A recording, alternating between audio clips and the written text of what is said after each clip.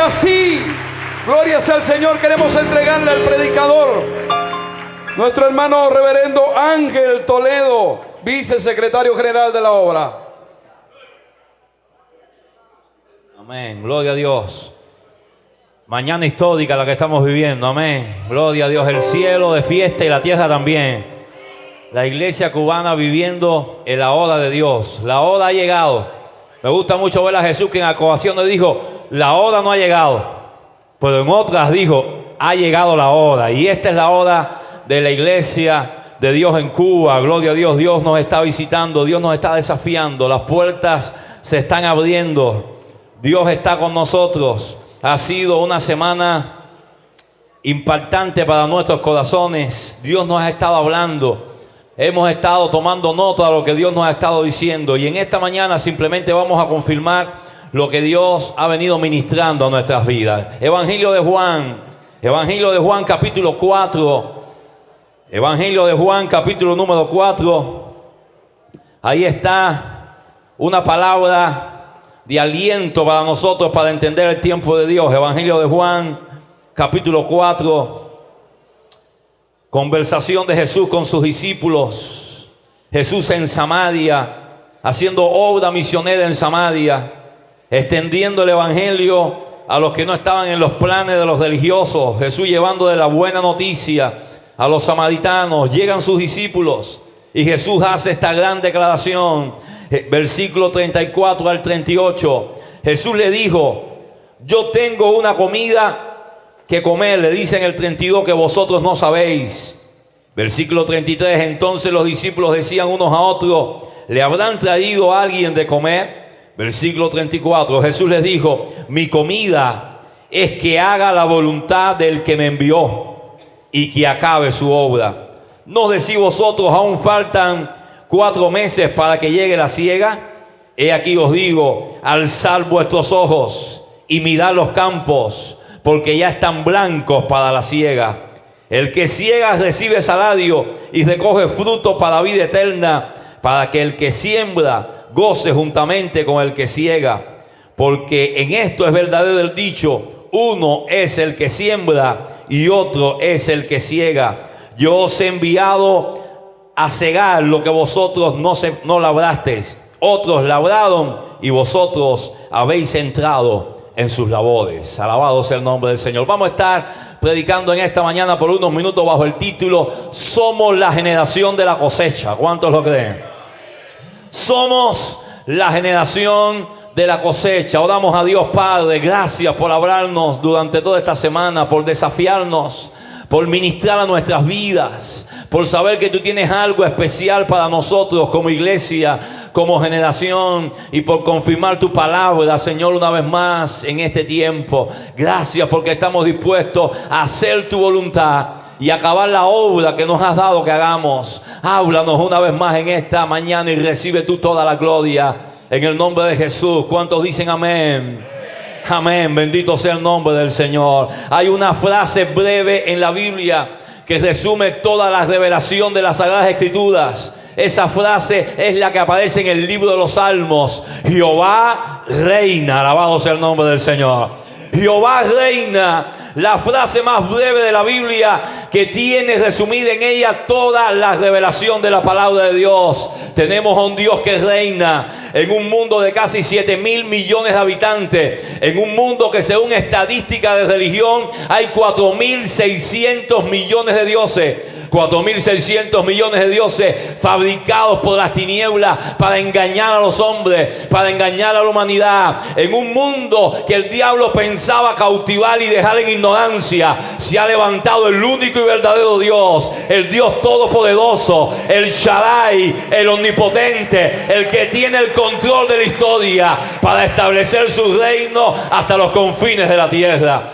Jehová reina, es la gran declaración de la palabra. El tema del reino de Dios es el tema central de la Biblia. el tema que conecta la Escritura. En el Antiguo y en el Nuevo Testamento aparece la palabra reino 247 veces. Reino significa la majestad de Dios, el dominio de Dios, la autoridad de Dios, el señorío de Dios. Reino significa, en una palabra, el gobierno de Dios. Cuando decimos que Jehová reina, estamos diciendo que confiamos en un Dios que por encima de todo panteón de dioses tiene el control de la historia. Jehová está en su santo templo y delante de él tiene que callar toda la tierra. Jehová está en su trono y nadie lo puede desplazar de allí. En el cielo no hay golpe de estado, en el cielo no hay medidas de emergencia, en el cielo no hay una variante B, en el cielo no hay una junta de consejeros. Lo que hay en el cielo es un Dios todopoderoso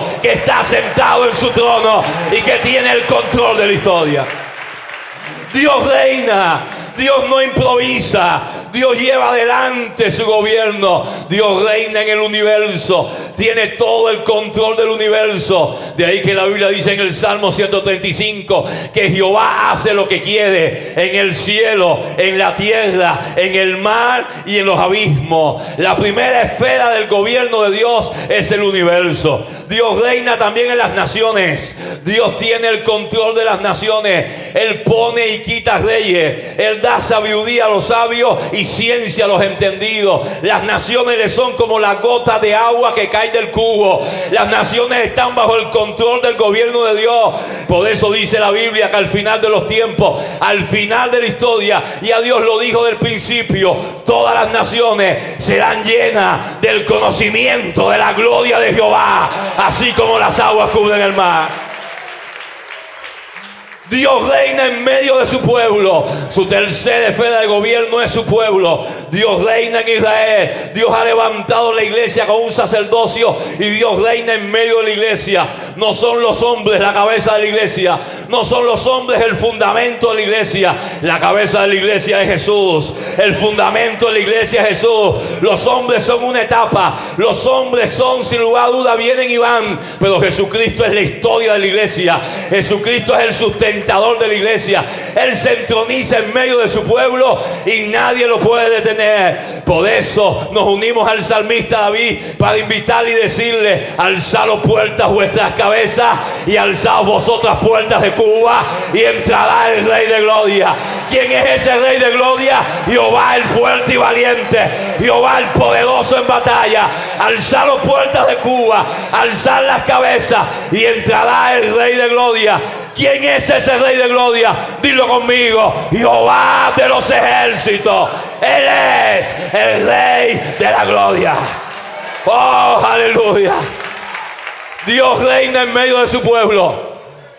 Por eso toda estrategia de las tinieblas que se ha levantado para desaparecer al pueblo de Dios está destinada a fracasar. O toda estrategia para barrer a la iglesia del escenario ha fracasado, lo decimos en esta mañana. Dios sustenta a su pueblo. Dios cuida a sus redimidos. Dios reina en medio de su iglesia. La cuarta esfera del gobierno de Dios es el corazón de los hombres. Dios reina en el corazón de los hombres.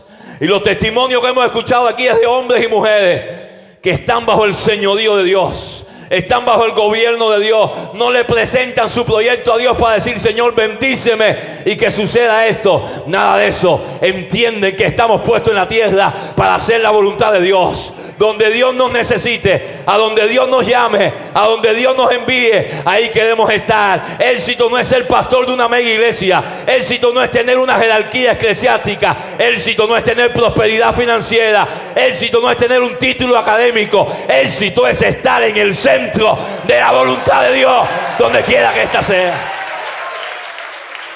Dios reina y Dios está buscando hombres y mujeres que entren bajo ese gobierno de Dios, entendiendo que es el tiempo decisivo de extender el reino de Dios hasta los confines de la tierra.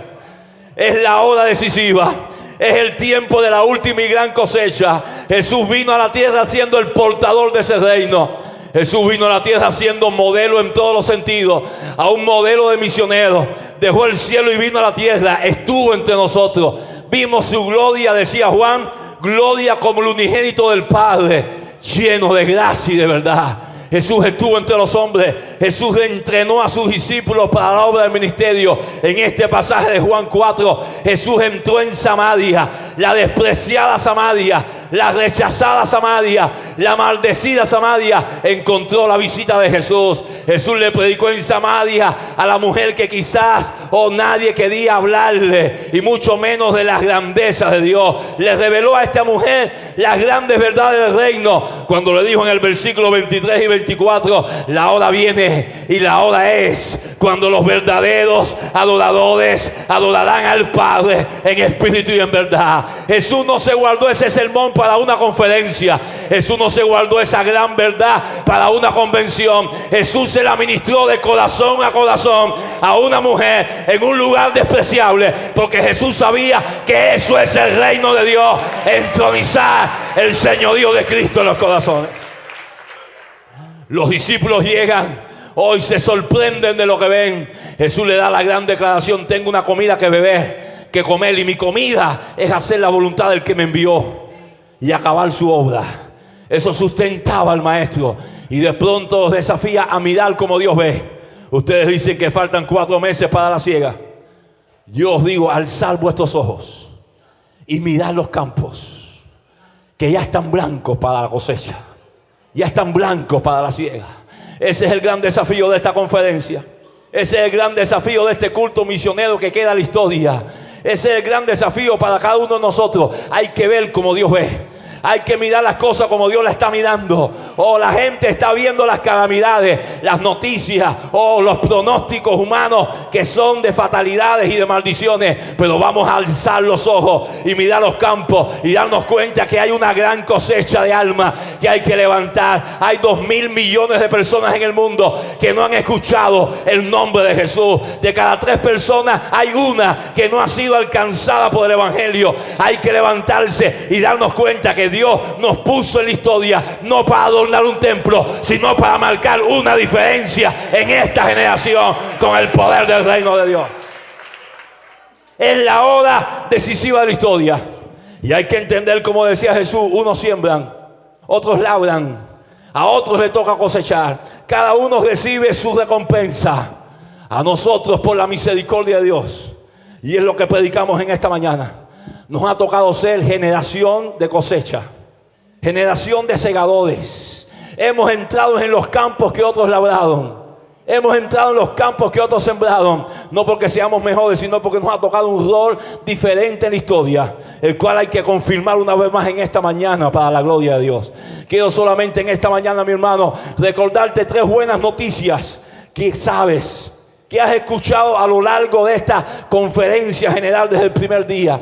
3 buenas noticias que deben ser convicciones profundas en nuestro corazón, por las cuales vivimos, por las cuales nos movemos en el reino de Dios, y por las cuales estamos comprometidos en hacer la voluntad de Dios, como el maestro, entendiendo que nuestra comida es hacer su voluntad y acabar su obra. 3 convicciones para una generación de avivamiento. 3 convicciones, 3 buenas noticias para una generación de cosecha.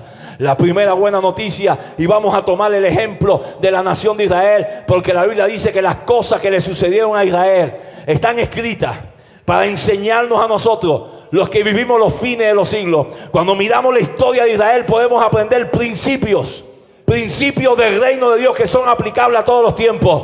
Las costumbres cambian, las culturas son cambiantes, pero los principios del reino de Dios son inconmovibles. Cuando aprendemos de Israel estos principios, nos damos cuenta del trato de Dios con nuestras vidas, y nos damos cuenta que hay convicciones que tienen que clavarse como estacas profundas, inamovibles en nuestros corazones, para hacer la voluntad de Dios. La primera buena noticia que tiene que ser una convicción en nuestro corazón es que Dios tiene una visión especial para nuestra generación.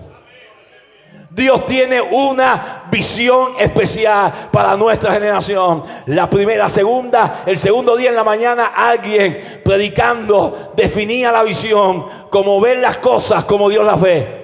Visión es ver las cosas como Dios las ve, ver lo que otros no ven. Visión, dice un escritor cristiano, es el cuadro profético de lo que Dios va a hacer en el futuro, si nos quitamos del medio y le damos a Él el primer lugar. Visión es darle a Dios el primer lugar y ver lo que Él quiere hacer y caminar en su proyecto sabiendo que Él es un Dios fiel para cumplir sus promesas. La visión de Dios descansa en promesas. Promesas que cuando uno las escucha parecen locuras, parecen algo imposible. Pero si vienen del cielo se van a cumplir, porque Dios no es hombre que mienta, ni hijo de hombre que se arrepienta. Él dijo y Él hará, Él habló y Él ejecutará. Cuando Dios declara una visión y cuando Dios revela una visión, Dios le da promesas a su pueblo. A la nación de Israel le dio 3 grandes promesas. En primer lugar, convertirlos en una gran nación. De un hombre anciano con una mujer estéril, Abraham y Sara, Dios dijo: voy a hacer una nación grande, tan innumerable como las estrellas que están en el cielo, tan incontable como la arena que está en el mar.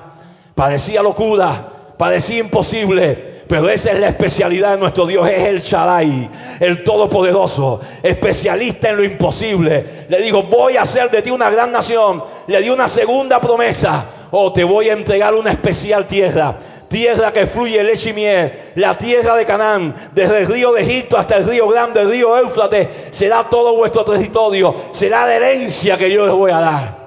Parecía imposible. Esos lugares estaban conquistados, estaban poseídos por cananeos, por personas que no conocían a Dios. Pero de Jehová es la tierra y su plenitud, el mundo y los que en él habitan. Dios da la tierra al que él quiere, y le digo a aquel pueblo: les voy a dar esa herencia. Tercera gran promesa que le dijo Dios: de ese pueblo y de esa tierra voy a levantar la simiente de Abraham, voy a levantar al Salvador, voy a levantar al Mesías, voy a levantar al Redentor del mundo, y en esa simiente serán benditas todas las naciones, todas las familias de la tierra. En tu simiente serán benditas todas las naciones de la tierra. Era una promesa mesiánica, era una promesa profética que anunciaba la venida del Mesías. O promesas de pacto que Dios le dio a Israel, que tenía Israel como garantía. Para la visión, solamente las promesas de Dios: un gran pueblo, una buena tierra y un poderoso Salvador. Principios del reino que nos ayudan a entender que cuando Dios nos da una visión, lo que Dios nos da como garantía son sus promesas. Quizás no tenemos todos los recursos, pero si tenemos las promesas, somos más que vencedores en su nombre. Quizás no sabemos cómo va a suceder, pero si tenemos las promesas, podemos tener la convicción de que así será, que no habrá nadie que lo pueda impedir, que no habrá nada que lo pueda estorbar. Como aquí se ha dicho, Dios le ha dado promesas a la iglesia cubana. Dios le ha dado promesas a la iglesia evangélica en Cuba desde hace mucho tiempo. Me convertí en el año 88 y desde que me convertí escuchaba ya las profecías, las visiones que habían tenido varios siervos, la palabra profética, las promesas que Dios le había dado a Cuba. Promesas que se pueden reducir en 3 grandes promesas. En primer lugar, que Cuba sería visitada con un poderoso avivamiento de salvación y de milagros. Escuche, cuando las iglesias eran pequeñas, cuando una iglesia de 30 miembros podía decirse que era una iglesia saludable, cuando una iglesia de más de 50 miembros podía pensar que era una mega iglesia, cuando una iglesia con un piano de madera y una maraca y una pandereta podía decir que tenía una orquesta, Dios habló y dijo: voy a visitar esta tierra. Voy a traer un poderoso avivamiento sobre Cuba. Cuando el pronóstico era que en Cuba iban a desaparecer las iglesias, iban a desaparecer los predicadores, que cuando todos aquellos ancianos murieran se iba a quitar el evangelio en Cuba y los templos se iban a coger para otra cosa. Dios se levantó en su trono, el que tiene el dominio de la historia, y dijo: voy a visitar a Cuba con un poderoso avivamiento de salvación y de milagro. Dios lo dijo, y ahí está la garantía del cielo. El avivamiento de Cuba, hermanos, tengo que decírtelo en esta mañana, es más que crecimiento. El avivamiento de Cuba no es megas iglesias. El avivamiento de Cuba no es hermosas catedrales. El avivamiento de Cuba que Dios ha hablado es un avivamiento al estilo del libro de los Hechos, que es el paradigma de la Biblia de lo que es un avivamiento. Avivamiento no son grandes eventos. Avivamiento no son estrategias de hombre. Avivamiento no es nada que el hombre puede producir. Avivamiento es intervención sobrenatural de Dios en la historia cuando todo parece perdido. Avivamiento, libro de los Hechos, capítulo 2, es que de repente, y es la palabra clave del libro de los Hechos, de repente, los 120 orando, buscando a Dios, creyendo, 380 que habían visto a Jesús resucitado, no estaban allí. Avivamiento no es que todo el mundo esté unido, que no haya 2/3 partes, ni mitad más uno, ni voto unánime. Lo que se necesita para un avivamiento es un remanente que crea las promesas de Dios y se meta en el aposento alto. Ahí estaban los 120 en el aposento alto. Dice la Biblia que de repente vino del cielo un estruendo, un viento recio que sopló, que llenó la casa. Se aparecieron lenguas repartidas como de fuego, asentándose sobre cada uno de ellos, y todos fueron llenos del Espíritu Santo y hablaban en otras lenguas según el Espíritu Santo les daba que hablasen. Avivamiento. ¿Qué es avivamiento? Derramamiento espontáneo del Espíritu Santo. ¿Qué es avivamiento? Llenura del Espíritu Santo que desborda nuestro corazón. ¿Qué es avivamiento? Predicadores ungidos que se levantan anunciando un mensaje cristocéntrico. Hechos capítulo 2. ¿Qué es avivamiento? Convicción de pecado en el pueblo. ¿Qué es avivamiento? Sanidades y milagros por doquier. ¿Qué es avivamiento? Unidad y santidad en la iglesia. ¿Qué es avivamiento? Servicio a los dones del Espíritu. ¿Qué es avivamiento? Renovación en la adoración. ¿Qué es avivamiento? Multitudes de almas que son añadidas a la iglesia y nada ni nadie lo puede impedir. Ve el detalle que este avivamiento de Hechos capítulo 2 sucedió siendo Roma el imperio y siendo el judaísmo la religión dominante. Avivamiento no viene por edicto de hombres. Avivamiento no viene por cambios sociales que producen los hombres. Avivamiento no viene por leyes humanas, ni por tratos protocolares. Y el que tenga oído para oír, oiga. Avivamiento viene del cielo. Avivamiento viene de arriba. Avivamiento viene por la intervención sobrenatural del Espíritu Santo. Oh, gloria a Dios. Podemos producir salud en la iglesia que va a traer como fruto crecimiento. Pero avivamiento, si lo que estamos esperando es un avivamiento, va a ser una intervención de Dios que nada ni nadie la va a poder detener. Ni el diablo la va a poder detener, ni los demonios la pueden detener, ni las autoridades, ni los principados, ni las potestades del infierno la pueden detener, ni la impiedad de los hombres la puede detener. Cuando Dios dijo: voy a descender sobre Cuba, la palabra fue decretada en el mundo espiritual y no hay nadie que lo pueda impedir. Cuba será escenario de un gran avivamiento para la gloria de Dios. La segunda promesa que Dios le dio a la iglesia cubana, y estamos en las promesas de la visión. Yo me voy a apurar para que no se desmaye ninguno ante el almuerzo. La segunda promesa es que Jesucristo iba a ser coronado como el Señor de Cuba. Los cubanos que adoran a todo, adoran al palo, adoran a la piedra, tienen sus religiones, tienen sus creencias. Los cubanos que adoran al hombre, adoran a los antepasados, adoran a los muertos. Los cubanos que se adoran a ellos mismos, los cubanos que están adorando el dinero. Los cubanos, la hora viene y la hora es, van a entender que el único Señor ante el cual hay que doblar toda rodilla, que el único Señor que hay que confesar con los labios es Jesucristo, el Hijo del Dios viviente. Los cubanos ahora van al cobre buscando la patrona de Cuba. Los cubanos ahora van al rincón, a Santiago de Las Vegas, buscando al milagroso de Cuba. Pero la hora viene y la hora es donde Dios va a extender su mano sobre esta nación y los cubanos se van a dar cuenta que el patrón de Cuba no está en el cobre, que el milagroso de Cuba no está en el rincón, sino que el Señor de Cuba está a la diestra del Padre y su nombre es Jesucristo de Nazaret, el Hijo del Dios viviente. Jesucristo va a ser coronado en Cuba. Te lo repito en esta mañana, nada de esto es nuevo. Esto es lo que Dios ha dicho en la historia. Va a ser coronado en Cuba a golpe de milagros. No van a ser nuestras estrategias.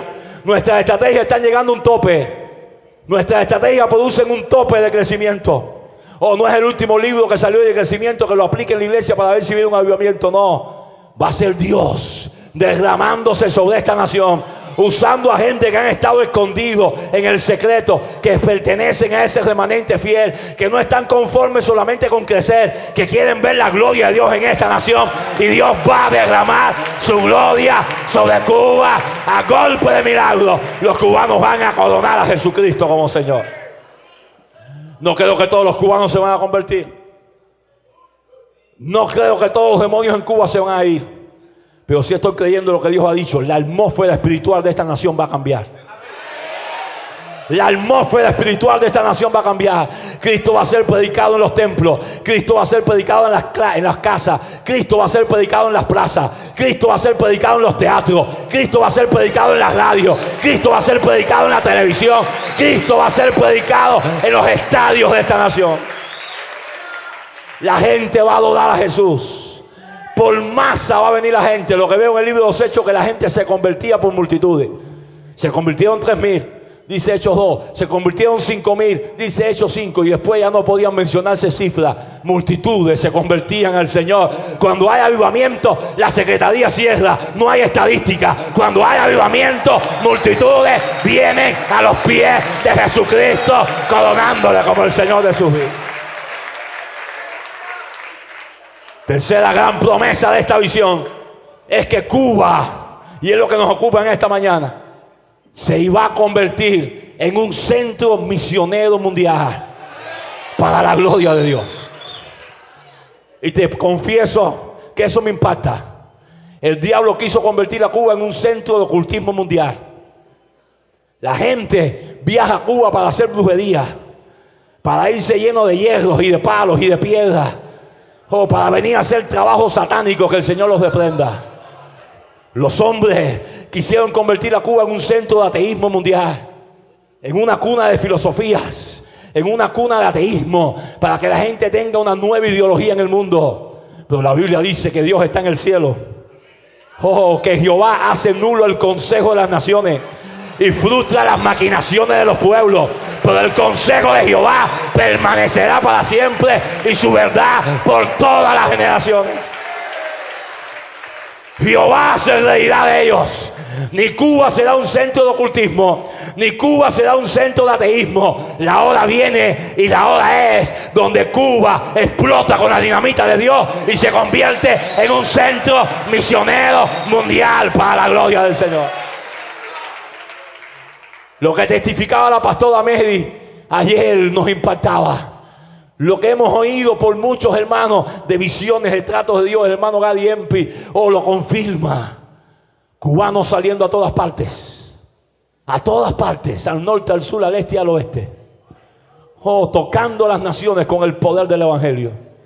Ya Dios lo está haciendo, ya Dios lo ha estado haciendo. Ya Dios ha estado moviendo su gente como se ha testificado aquí. Ya Dios ha estado haciendo conexiones. Wow, me impresiona esta historia, Onelio. Me impresiona la historia del hermano que siguió la visión de Onelio, de cómo se contacta con David, que cómo ya Dios había tratado con Osiel 10 años, que cómo lo había puesto a Luisito en el corazón sumarse a la visión, que cómo había tratado con Gustavo en la selva. Es Dios, hermano.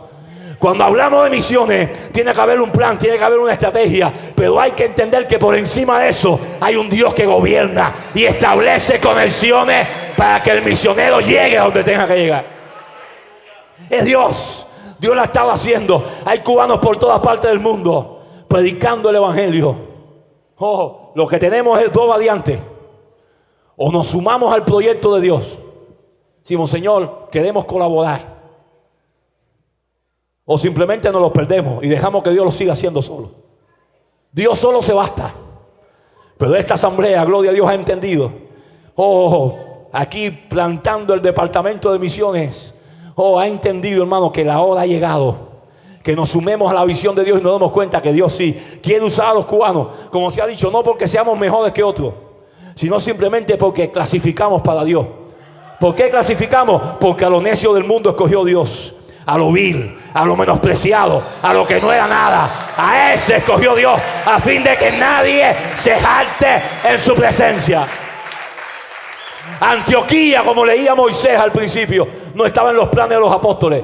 Antioquía no se convirtió en un centro misionero en el primer siglo porque los apóstoles trazaron una estrategia de convertir a Antioquía en un centro de misiones. Antioquía se convirtió en un centro de misiones porque estaba en la agenda de Dios. De ahí explotó el evangelio.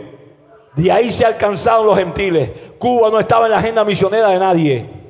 Cuba no estaba en los proyectos de nadie. Mucha gente se sorprende cuando llega a Cuba y ve que hay cristianos, y que hay Biblia, y que hay evangelio, y que hay fuego de Dios. Oh, no es el proyecto de los hombres, es el plan del cielo. Convertir a esta pequeña isla en un centro misionero mundial para la gloria de Dios. David lo confirmaba, lo hemos dicho, el Señor lo ha dicho. Dios va a usar en los cubanos el mestizaje de su raza. ¿Quieres saber a dónde Dios te va a usar? Párate frente a un espejo.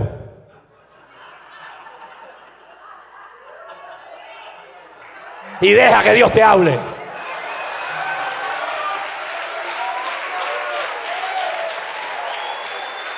Si es el África, si es el Asia, si son los esquimales del Polo Norte, deja que Dios te hable. Ayer escuchando a los hermanos franceses, me gustó mucho el idioma francés, arrastran la R.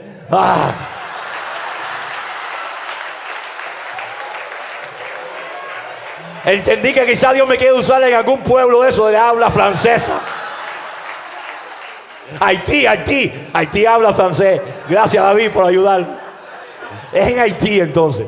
Lo que bueno, voy a tener que hacer algo con mi piel para ir ahí. Oh, el mestizaje de la raza Dios lo usa. Dios está usando en los cubanos, como decía David. Oh, el nivel que tienen los cubanos, bíblico y profesional.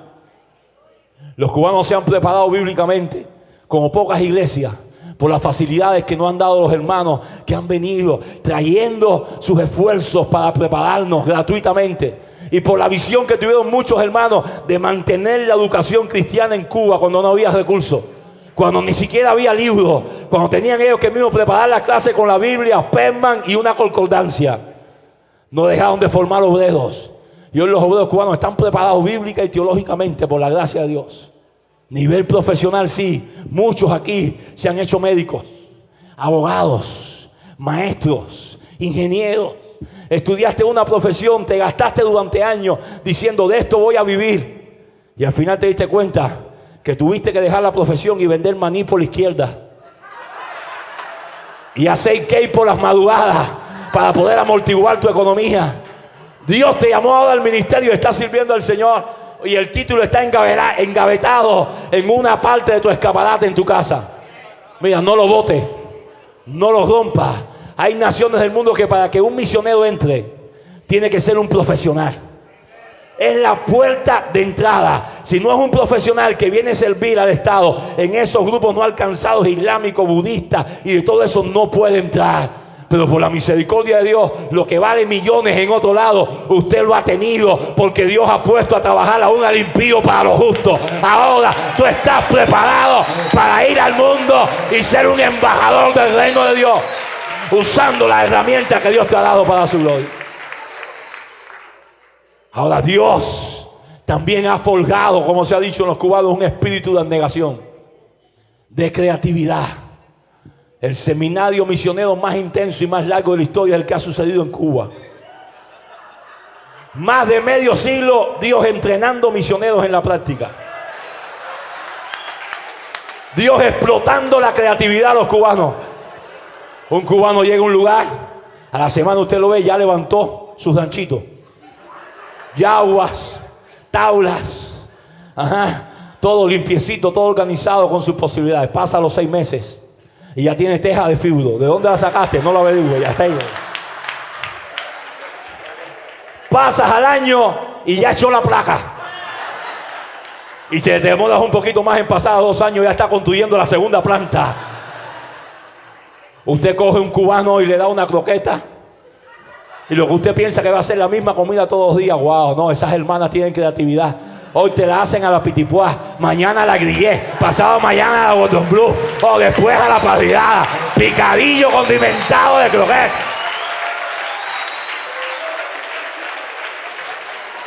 Me gozaba cuando sí él decía que todo le sabía rico en la selva.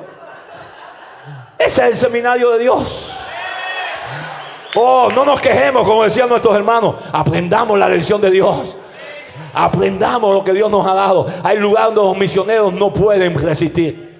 O se quedan en la periferia, entran, saludan y se van porque allí no hay quien viva. Pero cuando usted suelta un cubano en Arabia, te aseguro que si no encuentra agua, la trae de algún lado. Te aseguro que de sed no muere. Cuando usted suelte un cubano en la Siberia, te aseguro que no se muere de hambre. Prepara la mesa y pone su manjar y le da gracias a Dios porque hemos sido entrenados para la gloria de Dios. Dios ha entrenado nuestro sistema digestivo. Dios ha entrenado nuestros tuétanos. Dios ha entrenado nuestro carácter, nuestro corazón. Mira, esas son las promesas de Dios para Cuba. Por eso estamos aquí. Por eso existimos, porque Dios tiene una visión especial para nuestra generación. Ahora me apuro. En segundo lugar, voy más rápido, te lo aseguro. Dios tiene una misión especial. Segunda buena noticia. Dios tiene una misión especial para nuestra generación. Cuando vemos el ejemplo de Israel, Dios usó generaciones.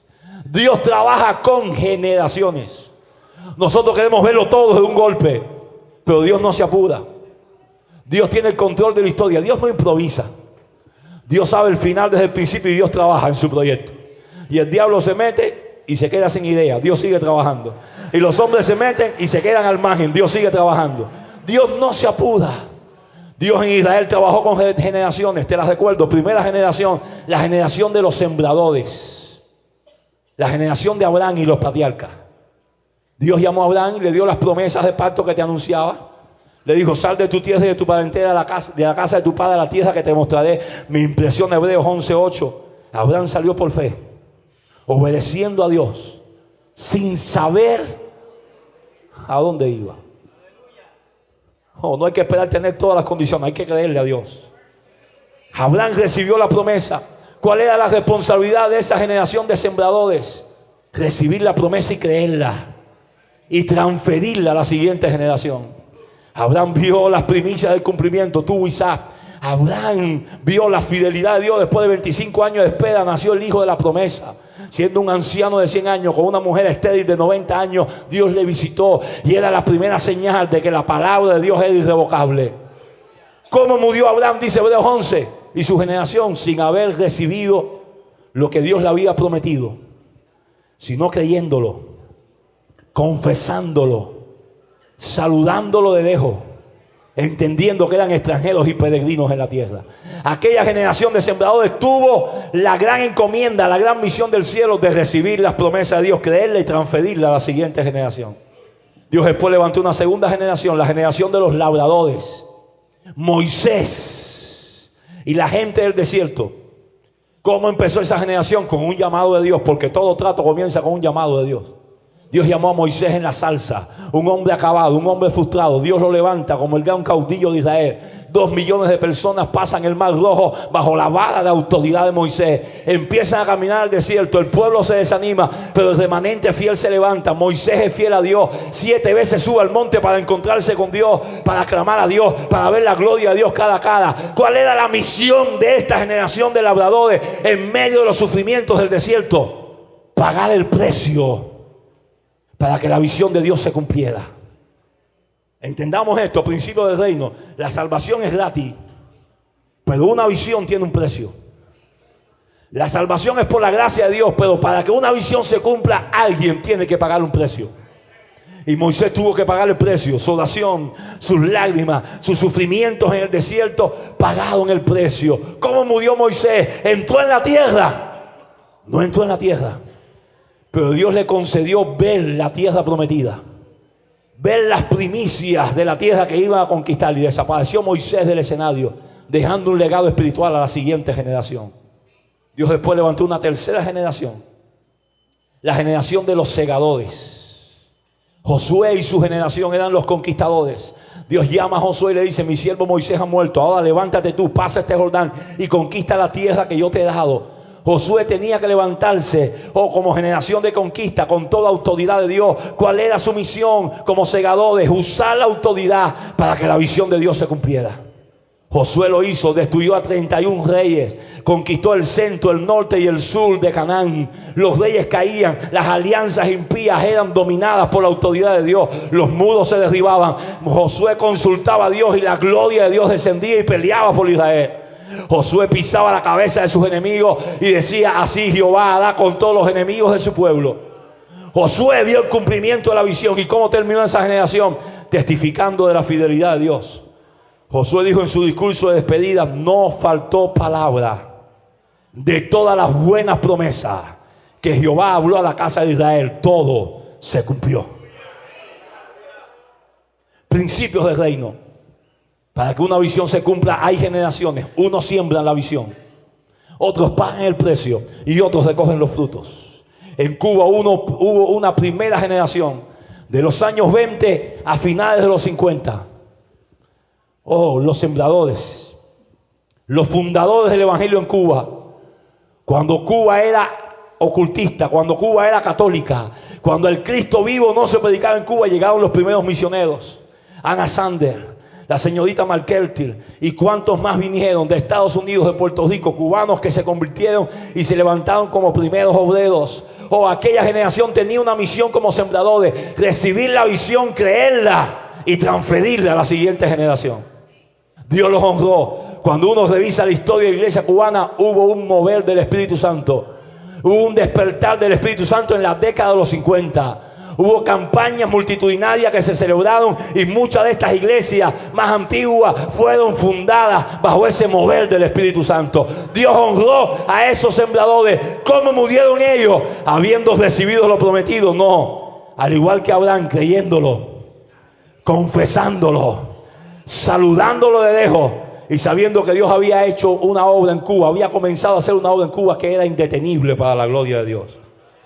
A partir del 60 hasta final del siglo XX, Dios levantó una segunda generación en Cuba, la generación de los labradores, la generación que como Moisés tuvo que pagar el precio. Ayer aquí homenajeábamos, reconocíamos al hermano Herminio como el último de los miembros activos de esa generación en el Ejecutivo. Pero ¿cuántos? Los nombres no los quiero mencionar para no omitir ninguno. ¿Cuántos pasaron esa prueba, ese desierto difícil? Cuando en Cuba ser cristiano era un delito. Cuando en Cuba no había todos los recursos. Cuando la presión se hizo fuerte. Cuando no podían estudiar muchas carreras universitarias por ser cristianos. Cuando tenías que dar un culto bajo un bombardeo de piedra. Cuando salías a la calle y podías enfrentarte a cualquier cosa. Cuando tus hijos te los paraban en el matutino y te los humillaban por cristianos. Esa gente pagó el precio. No se rindió, se humilló, siguió predicando el evangelio. Las lágrimas de esa generación fueron el precio para que hoy hubiera evangelio de Cristo en Cuba para la gloria de Dios. Esa generación no claudicó. No tenían todos los recursos que hoy tenemos. No tenían todo lo que el Señor nos ha puesto en nuestras manos. No tenían software. No tenían computadora. No tenían una orquesta que les respaldara en la administración. Lo único que tenían era una Biblia con concordancia. Un libro de teología. Allá el que tuviera un libro de teología de Penman podía sentirse que tenía una biblioteca. Pero tenían algo que nos hace falta a nosotros. A las 4 de la mañana estaban en el templo dando a Dios. Pasaban noches enteras clamando a Dios. Eran hombres y mujeres del Espíritu, llenos del Espíritu Santo, que en medio de un mensaje paraban el mensaje y había una palabra de sabiduría, de ciencia, una profecía, una manifestación de los dones espirituales. Esa generación no claudicó. Esa generación fue fiel. Esa generación pagó el precio para que el evangelio de Dios en Cuba siguiera alumbrando. ¿Qué hizo Dios con esa generación? Les honró. Porque Dios honra a los que le honran. Les visitó. Cuando vemos la historia de Cuba, a finales de los 80 y principios de los 90, sin estrategia de evangelismo, sin organigrama en los murales, sin declaración de visión, sin obreros a tiempo completo, sin ningún método de crecimiento moderno, Dios descendió sobre Cuba. Dios vino sobre esas iglesias que estaban orando, sobre esos ancianos que clamaban y decían: Señor, queremos que traiga jóvenes, queremos que traiga familias completas, queremos que traiga profesionales, queremos que traiga gente que está metido en la política, queremos que hagas algo. Te invitamos, Dios, a esta nación. Dios descendió, empezó a sanar enfermos, empezó a repartir dones espirituales. La gente empezó a venir a los templos, las iglesias empezaron a crecer, la onda expansiva de Dios se extendió, los templos se multiplicaron, 81 iglesias empezaron a multiplicarse solamente por hablar de la asamblea, pero otras denominaciones también experimentaron el mover de Dios. Casa culto, obreros, jóvenes convertidos, familias completas a los pies de Cristo, brujeros entregando los altares, gente recibiendo milagros, políticos abandonando esa carrera para venir para ser soldados de Jesucristo. Esa fue la visitación de Dios a la generación de los labradores. Como terminó Moisés, están terminando estos hombres y mujeres fieles de Dios, no viendo el cumplimiento total de lo que Dios ha dicho, pero disfrutando las primicias de ese cumplimiento, viendo la tierra, viendo el crecimiento que Dios ha traído, viendo cómo Dios está alineando a su pueblo para lo que viene y dando gracias a Dios de haber sido fieles. Ahora, esa es la buena noticia de esta conferencia que nos ha sido confirmada por todos los predicadores. Dios está levantando una tercera generación. La ha levantado ya, aquí está. Y es el título de este mensaje: la generación de los segadores. Los primeros sembraron con fe, los segundos labraron y pagaron el precio con fidelidad. Aquí estamos nosotros, como la generación de Josué, como decía Jesús en Samaria, para entrar en los campos que otros sembraron, para entrar en las labores que otros labraron. No porque seamos mejores, porque uno es el que siembra, otro es el que ciega, pero Dios es el que da el crecimiento. Hemos entrado en sus campos y tenemos la gran responsabilidad de usar la autoridad de Dios para recoger la gran cosecha de la historia. Es el tiempo de la cosecha, es el tiempo de la visitación de Dios en Cuba. Si Dios visitó los 50, si Dios visitó los 90, y si la visitación de los 90 fue mayor que la de los 50, yo entiendo que Dios nos lleva de gloria en gloria. Lo que viene sobre Cuba es mayor que lo que hemos visto. Lo que viene sobre Cuba es la majestad de la gloria de Dios que se va a entronizar en esta nación. De repente, instantáneamente, Dios nos va a sorprender. Dios nos está uniendo, hermano, para lo que viene. Veníamos a esta conferencia con expectativas. Yo abro mi corazón, yo venía con preocupaciones, yo ni podía venir. Pero cuando vi que podía venir, venía con preocupaciones. ¿Cómo va a ser todo? Y hemos visto a Dios en todo. Hay una atmósfera linda. No hay que provocar un ambiente. Muchas veces hemos venido a otra convención y nos hemos ido sabiendo que faltó algo. Hay que luchar para que los pastores se unan, se saluden, oren, se abracen, se metan en la atmósfera de Dios. Pero aquí no, aquí hay gente que está sembrado en ese banco desde las 8 de la mañana y no se mueve. ¿Por qué? Porque cuando hay avivamiento, cuando hay visitación de Dios, tú sabes cuándo empieza un culto, pero no sabes cuándo termina. Estamos bajo el trato del Espíritu Santo. Dios nos va a sorprender. Lo que viene sobre Cuba es impactante. Lo que está a punto de suceder es eminente. No soy profeta ni hijo de profeta, ni te puedo decir el día y la hora, pero sé que antes que Cristo venga ya está a las puertas. La palabra profética de Dios en Cuba se va a cumplir. Cuba va a ser visitada con un poderoso avivamiento de salvación y de milagro. Jesucristo va a ser coronado como Señor de Cuba y los cubanos van a llenar el mundo con el poder del Evangelio, dando de gracia lo que de gracia han recibido para la gloria de Dios. Ahora, tercera y última buena noticia. La primera, Dios tiene una visión especial para esta generación. La segunda, Dios tiene una misión especial para nuestra generación. La tercera buena noticia, que es una convicción en nuestros corazones: Dios tiene una unción especial para nuestra generación. Dios le dio a la generación de Josué, y ahí está de nuevo el ejemplo de Israel, una unción especial. Nada ni nadie los podía detener. Josué desbarataba a los ejércitos. Josué testificó de la fidelidad de Dios. Josué vio la gloria de Dios durante todo el tiempo que estuvo al frente del campamento de Israel. Pero aquella unción de autoridad, le dijo Dios a Josué, podía fluir si Israel se guardaba de tres cosas: Habían 3 actitudes que Israel no podía tener si quería fluir la unción de Dios para conquistar la herencia que Dios le había dado. Y aquí está la palabra de Dios para nosotros. Primero que le dijo Dios a Josué, capítulo número 1, no puede haber competencia en el campamento de Israel. No puede haber competencia entre las tribus. No puede haber competencia en mi campamento. Una tribu tiene que ayudar a otra. Todos tienen que conquistar la tierra hasta que todos no tengan reposo y tengan su heredad. Nadie puede ir a su tienda a descansar. Tienen que unirse, le dijo Dios a Josué, y tienen que marchar al frente como un solo ejército, como un solo pueblo, aplastando a los enemigos, porque Jehová está con ustedes. No podía haber competencia. En segundo lugar, no podía haber contaminación en el campamento de Israel. No se podían practicar las prácticas de los paganos. No se podían adorar sus dioses. No se podían mezclar con ellos. No se podían establecer matrimonios mixtos con los paganos. No podían introducir la cultura del paganismo en el pueblo de Israel.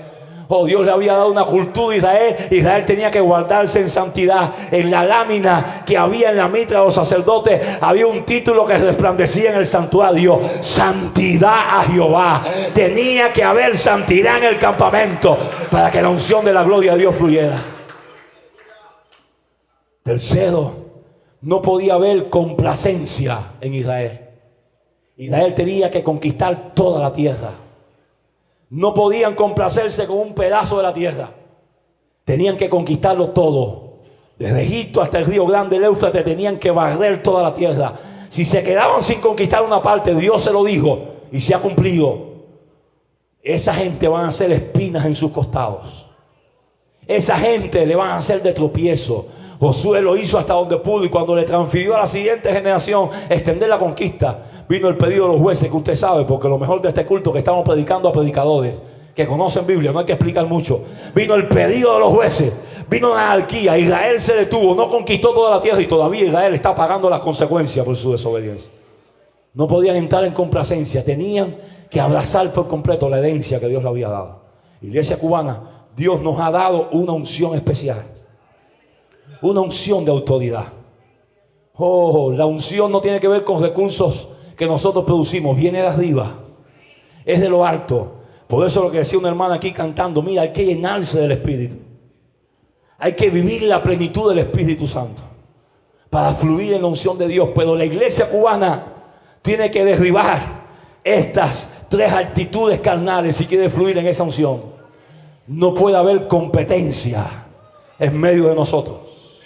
No puede haber individualismo.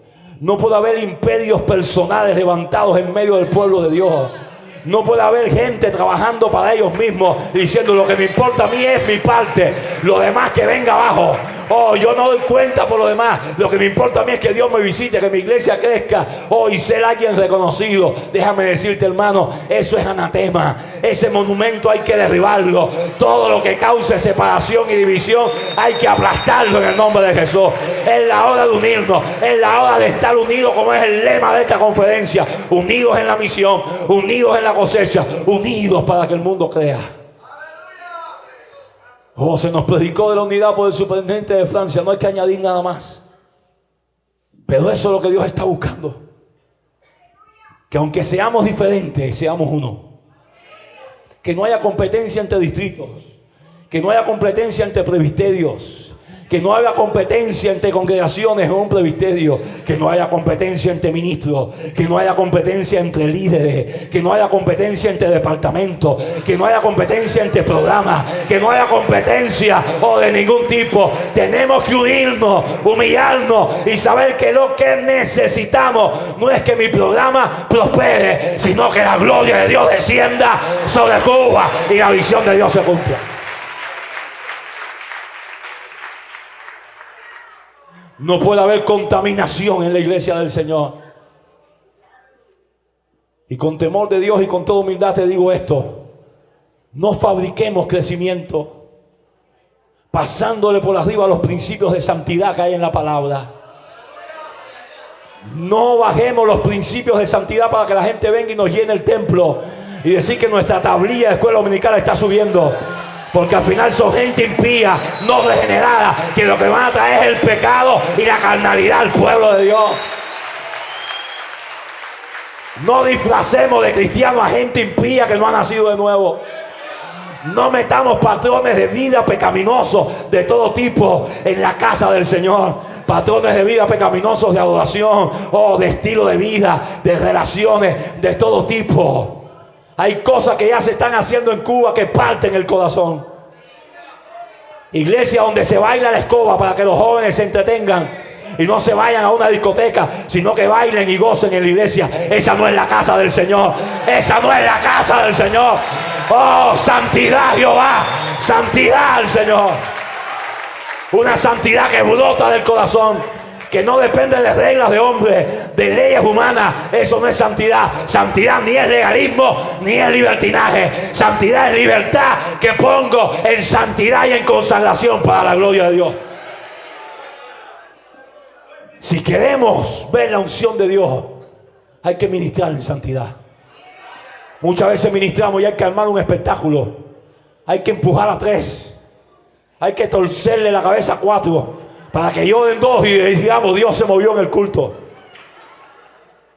Pero yo creo, hermano, que cuando uno está ready con Dios, mientras menos tú te mueves, más se mueve Dios. Mientras menos tú fabricas una administración superficial y sobrenatural, entre comillas, como la estamos viendo en la tele y en los videos que van y vienen, o mientras más renunciamos a eso, más se mueve Dios. Lo que hay que crearle la atmósfera a Dios. ¿Cuál es la atmósfera de su casa? La santidad. No puede haber contaminación. Hay que ministrar para Dios, que se convierte, que se va a convertir. No le prediquemos un evangelio fácil a la gente. Prediquemos el evangelio de fe y de arrepentimiento. Si Dios lo toca y se arrepiente, ese se convierte. Si no se arrepiente, vamos a llorar por su alma, pero no lo vamos a disfrazar ni de miembro, ni de cristiano, ni le vamos a poner una etiqueta de discípulo, porque no ha nacido de nuevo. Y el reino es poder de Dios para la salvación a todo aquel que cree. En tercer lugar, la iglesia, para ministrar en esa unción, tiene que cuidarse de la complacencia. Y entro en la recta final. Dile a tu estómago, falta poco. Complacencia. ¿Qué cosa es complacencia? Conformarnos con lo que tenemos y no darnos cuenta que falta mucho más por conquistar. Lo que Dios nos prometió, hermano, no es una mega iglesia de 1000 miembros. Lo que Dios nos prometió no fue un edificio grande, un templo majestuoso. Todo eso lo necesitamos. Lo que Dios nos prometió no fue una posición ejecutiva. Eso es una posición simplemente para servir. Lo que Dios nos prometió no fue un título, académico, teológico. Simplemente eso es conocimiento para el servicio de los demás. Lo que Dios nos prometió no fue un finanzas que tenemos ahí en el arca, que la contamos todos los meses para decir como Dios me ha prosperado. No es eso lo que Dios nos prometió. Lo que Dios nos prometió en Cuba, que esta nación va a ser barrida por la gloria de Dios. De oriente a occidente, las 15 provincias, los 169 municipios, los 110.922 kilómetros cuadrados de Cuba, los 4.195 callos y islotes de esta nación van a ser impactados por la gloria de Dios. Eso es lo que Dios nos prometió. Hasta que no suceda eso, no paramos. Hasta que no suceda eso, no nos detenemos. No nos conformemos con crearnos una atmósfera de éxito. Es decir, como Dios me ha bendecido, llegué a este lugar y mira, ya tengo 400 miembros. Ya tengo tanto. Ya viajo al extranjero, ya vengo, ya tengo finanzas hasta para el 2025 garantizadas. Ya tengo un cargo ejecutivo y un portafolio que cambio todos los años para estar alineado con lo último que se está usando en el mundo. Oiga, que Dios arranque eso en nuestro corazón, porque ese no es el estilo de Jesús. Ese no es el modelo de Jesús. El modelo de Jesús es que lloraba por las multitudes, porque estaban desamparadas y dispersas como ovejas que no tienen pastor. El modelo de Jesús es una pasión misionera. Me impresiona ver a Jesús ministrando a multitudes y de pronto decir a sus discípulos, vamos al otro lado. ¿Cómo que nos vamos? Si esto está bueno, hay 5.000 que te siguen sin contar las mujeres y los niños. Esto está para poner una tarima, para que te suba arriba, para poner luces artificiales, para que salga humo por la plataforma, para poner gran campaña evangelística, para recoger fondos. Oh, esto está bueno, ¿cómo nos vamos a ir de aquí? Podrían haberle dicho a sus discípulos. Pero obedientemente fueron al otro lado, quizás pensando que del otro lado, si aquí habían 5,000, allá iban a haber 10,000. Pasaron la tempestad que Jesús tuvo que calmar. Decían ellos, hay oposición, la gloria que viene es grande porque hay oposición. Y cuando llegaron al otro lado esperando ver los 5,000, los 6,000, lo que se encontraron fue un hombre con miles de demonios adentro, que no había quien lo controlara. El terror de Gadara, el endemoniado ganadero. Y ellos podían pensar, Jesús, dejamos el avivamiento, dejamos el culto del otro lado para fajarnos con este endemoniado, con uno solo. Estamos decreciendo. ¿Qué está sucediendo? Pero el modelo de Cristo era inconfundible para las misiones. Aplastaba toda expectativa humana. Jesús le ministró al hombre. No tengo que hacerte la historia larga. No hizo un acto de exorcismo. No le ministró sanidad interior en 7 niveles. Ni nada de lo que se está usando ahora por ahí. No le dio un manual para que todas las mañanas se autolibere, para que caminen a libertad. Oye, eso es mentira. Ese no es el reino de Dios. Jesús usó la autoridad y le dijo a los demonios, id. Y los miles de demonios se fueron del hombre, entraron en los cerdos. El hombre quedó libre en su juicio cabal a los pies de Jesús, porque el reino no consiste en técnica ni estrategia psicológica. El reino es poder de Dios que impacta los corazones y transforma la vida.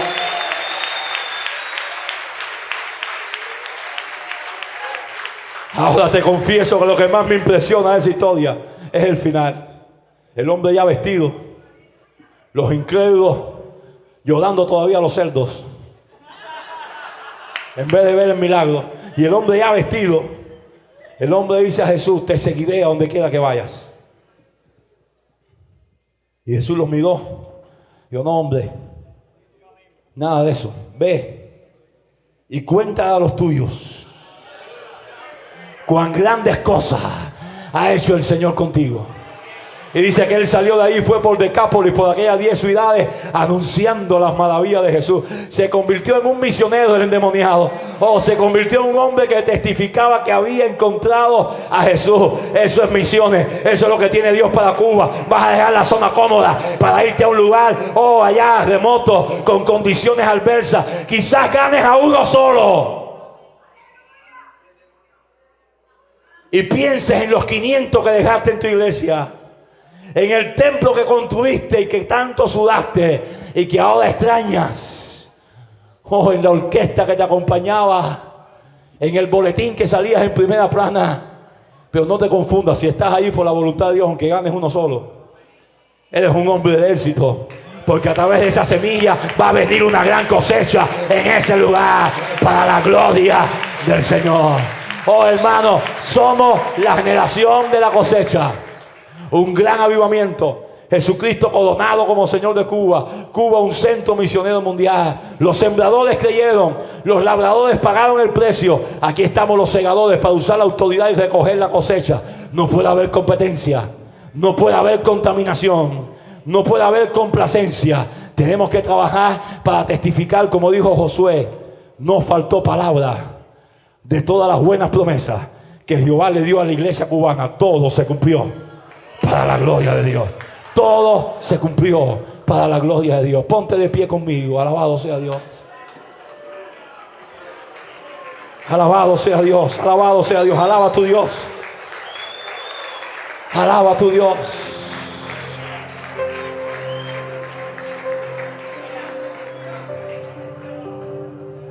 Alabado sea Dios. Mira, hermano, vamos a orar. Pero déjame decirte este último pensamiento. El nombre de esta nación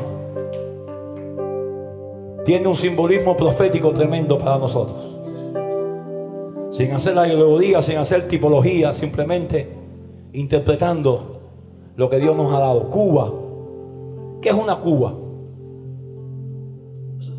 Cuba es un cubo de madera, un tonel, un barril En el tiempo de la colonia se usaban aquellos barriles de madera con aros de acero que se llamaban cuba para almacenar vino, para almacenar aceite, para subirlo en los barcos y llevarlo a los lugares donde los colonizadores estaban viviendo y estaban alcanzando nuevos territorios. Después que a esta nación se le puso varios nombres que usted conoce, nos quedamos con Cuba. Cuba, que muchos no saben qué significa. Pero si en esta mañana descorremos la cortina de nuestro entendimiento, nos damos cuenta que significa simplemente lo que somos. Esta nación ha sido un recipiente donde Dios ha estado almacenando la unción de su Espíritu Santo durante años, donde Dios ha estado derramando su gloria durante años, donde Dios ha estado preparando a hombres y mujeres que sin protagonismo humano quieren levantar el modelo de Jesús y ser embajadores del reino de Dios hasta los confines de la tierra. La selva ecuatoriana es nuestro primer proyecto oficial de misiones. Hay cubanos que ya están trabajando en muchos lugares y hay muchos que van a salir a otros muchos lugares que no imaginamos. Pero cuando estemos en el cielo y veamos la multitud de ropas blancas de todo linaje, pueblo, tribu, lengua, nación, alabando al que está sentado en el trono y al Cordero, nos podemos postrar sabiendo que en esa gran obra colaboramos y decirle a Dios: a ti y solo a ti sea la gloria y la honra por los fines, por los siglos de los siglos. Amén y amén. Gracias, Señor, por haber escogido a Cuba y usarla para la gloria de tu nombre. Levanta tu corazón al cielo en esta mañana. Aleluya. Decía nuestro superintendente, y lo creo, hay una sola postura que Dios honra cuando queremos una visitación del cielo, y es humillarnos en su presencia, es postrarnos en su presencia, es clamar en el Espíritu postrado en su presencia. Allí donde estás, mi hermano, clama en el Espíritu en este minuto por la gran cosecha de almas. Clama como lo hacía el modelo Jesús, que oraba por las almas, oraba por los que iban a creer por la palabra de ellos. Clama en el Espíritu. Si te puedes postrar, póstrate. Si te quieres unir a otro hermano, hazlo. Muévete en el Espíritu, pero que este minuto sea un minuto de clamor por las almas, por la gran cosecha que Dios nos da para la gloria de su nombre. Ahí, clama en el Espíritu, clama en el Espíritu. Dolores de parto para que las almas vengan al reino de los cielos. Esa es la estrategia que funciona a lo largo de la historia. Clama en el Espíritu en este minuto. Ahí, el clamor llena la casa, el clamor llena la casa. Y masacan a las hayas. Los gemidos indecibles inundan el corazón. Salva las almas, Dios. Alcanza a esos 2.000 millones de personas que no han escuchado tu nombre. Ayúdanos, oh Dios. Ayúdanos a ser entendidos en los tiempos. Es el tiempo de la cosecha. Cristo viene. Es la última gran visitación de Dios en la historia. Oh, es el último derramamiento del Espíritu Santo en las naciones. Y masacanara aquí. Hay que volver al aposento alto, remanente fiel. Hay que entrar en el aposento alto. No hay otra estrategia que funcione. Hay que gemir en unidad, en santidad, con toda autoridad, delante de la presencia de Dios. Y de repente nos va a sorprender su gloria. Y Samacala la vaquilla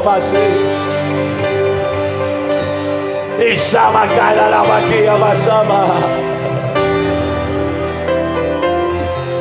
Venga tu reino, venga tu reino. Extiende tu reino hasta los confines de la tierra. Esta casa se llena de la gloria. Esta casa se llena de la gloria. Esta casa se llena de la gloria. Entre la entrada y el altar lloran los sacerdotes, ministros de Jehová. Esta casa se llena de su gloria. Y Samacala la Masama. Tú abres las puertas, tú suples los recursos. Tú haces las conexiones, Dios. Y Masaca da la valla. De aquí de Camagüey salen las luces en todas las direcciones. Salen los misioneros encendidos en todas las direcciones para la gloria de Dios, para la gloria de Dios. Y Camasha Manala Maquia Masoma.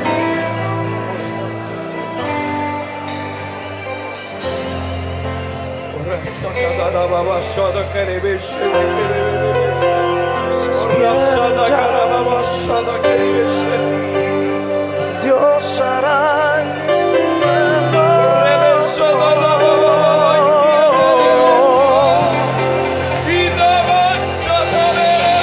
Grandes cosas vienen ya, grandes cosas Dios hará en ese pueblo. Yo quiero que en esta mañana, escúchame bien, pueblo de Dios, yo creo que es un momento idóneo para ungir los misioneros que van a entrar a este programa de misiones bajo entrenamiento. Quiero pedirle a Ricardo y a Cintia, que por muchos años fuera el director de misiones para América Latina y el Caribe y misionero por muchos años, que haga una oración. Yo estoy haciendo el llamado ya aquí al altar. Corre al altar. Los misioneros que vamos a entrar en el programa de entrenamiento misionero, por favor, pasen a este altar. Y si no se completan 100, entonces el que sienta el llamado en el corazón a que Dios le haya hablado, que pase aquí al altar.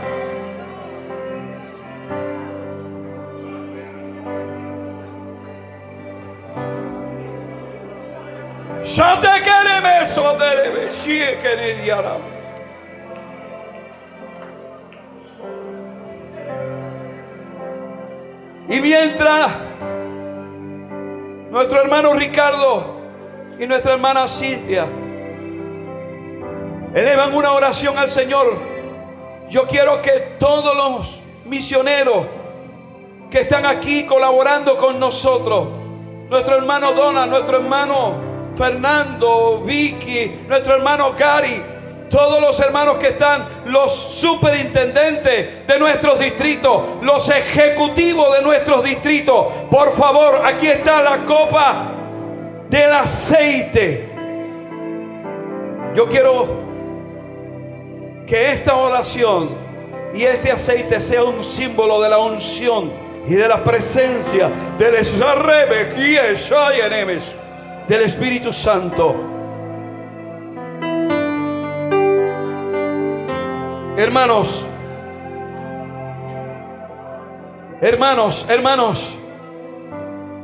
vamos a, por favor, 100 ministros o 100 parejas que sientan en el corazón, gloria sea Jesús, este llamado, esta pasión que se ha encendido en esta nación de Cuba. Oh, santo, santo, santo.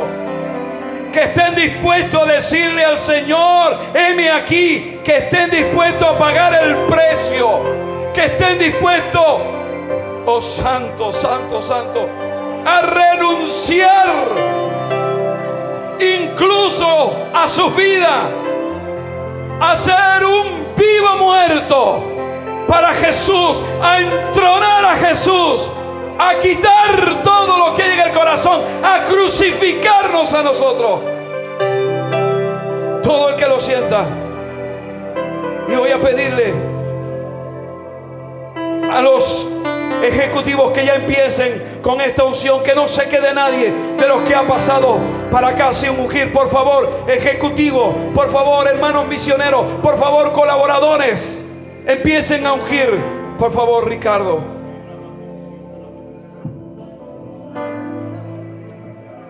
Padre, hemos oído esta mañana otra vez reiterado y resuena en nuestro corazón que tuyo es el reino, Y entonces estos embajadores, estas personas que han venido adelante, están diciendo: heme aquí, Señor, envíame a mí. Estoy dispuesto a llevar el reino de Dios a todo rincón de la tierra, Señor.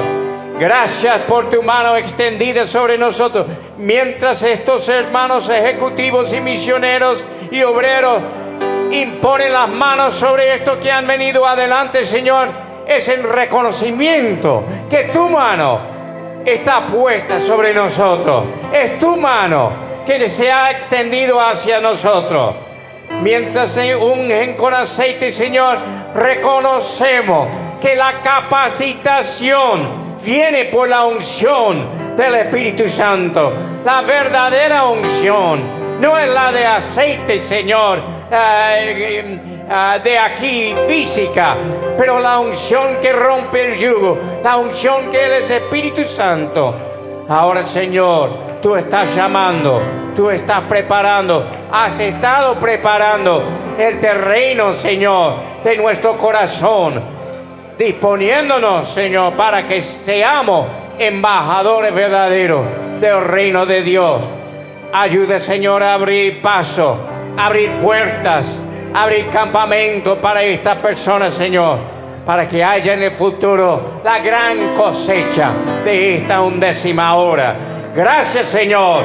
Bendecimos, ungimos, Señor, y oramos por estos obreros que han pasado adelante, dedicándose y diciendo, como nuestro hermano Schwartz cantó esta mañana: he decidido seguir a Cristo. En tu nombre te lo pedimos todo. Amén y amén. Aleluya. Ella va a proclamar un poema. Gracias, Jesús, por encontrarnos en este bello lugar. Está tu presencia en medio nuestro, Señor, porque tú lo has prometido, estar con nosotros todos los días hasta el fin del mundo. No hay misión sin misioneros. No hay misioneros sin amor. No hay amor si este no viene del Espíritu de Dios.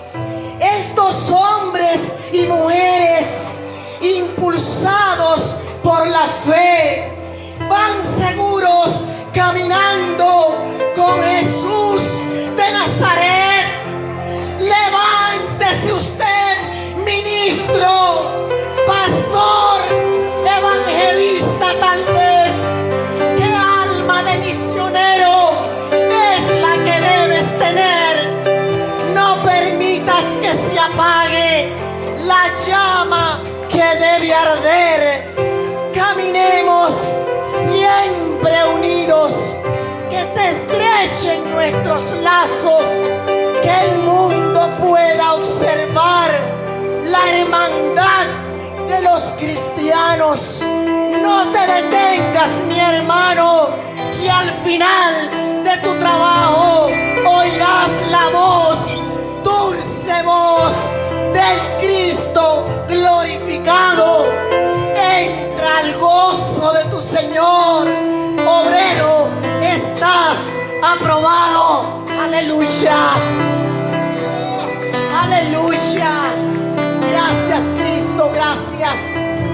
Santo es tu nombre. Grandes cosas, Dios. Aleluya. Grandes cosas tiene Este pueblo. Levanta tu mano. grandes cosas vienen ya, grandes cosas Dios hará en este pueblo.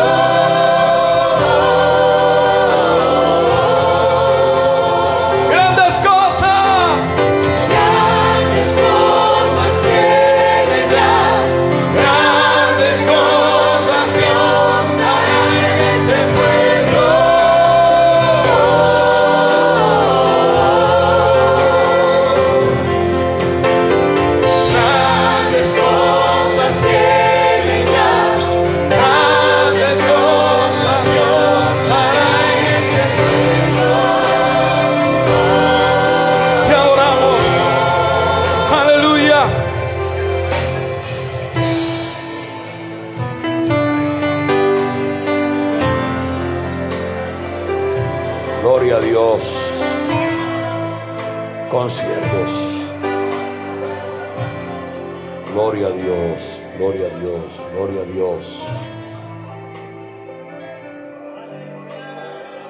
Dios ha hablado. Escucha, Dios ha hablado. Calle delante de Él toda la tierra. Tú y yo respondamos a su llamado para asumir la actitud de Pablo. He aprendido a contentarme cualquiera que sea mi situación. Lo mismo para tener abundancia que para padecer necesidad, así para estar saciado como para tener hambre. En todo y por todo estoy enseñado, porque consiervo, no en mí ni en ti, todo lo puedo en Cristo que me fortalece. Ahora, en este llamado hay un precio que pagar.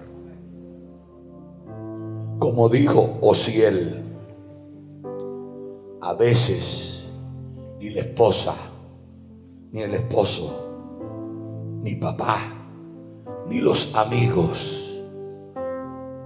Va a haber momentos en la batalla que el único que va a estar a tu lado no es porque los demás te abandonen, sino que no van a poder hacerlo. El único va a ser Cristo.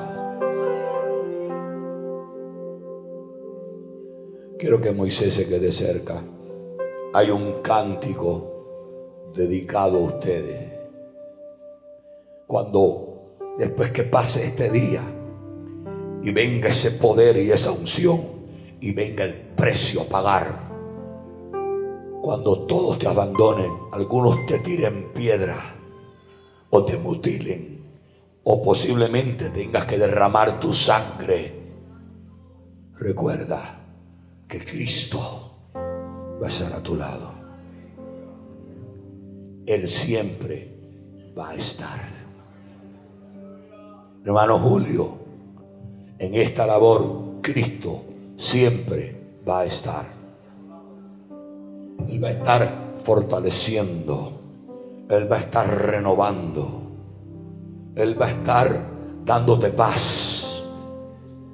Los montes van a temblar, los collados, pero no se va a apartar de ti su misericordia, porque Él te tiene escrito en las palmas de sus manos.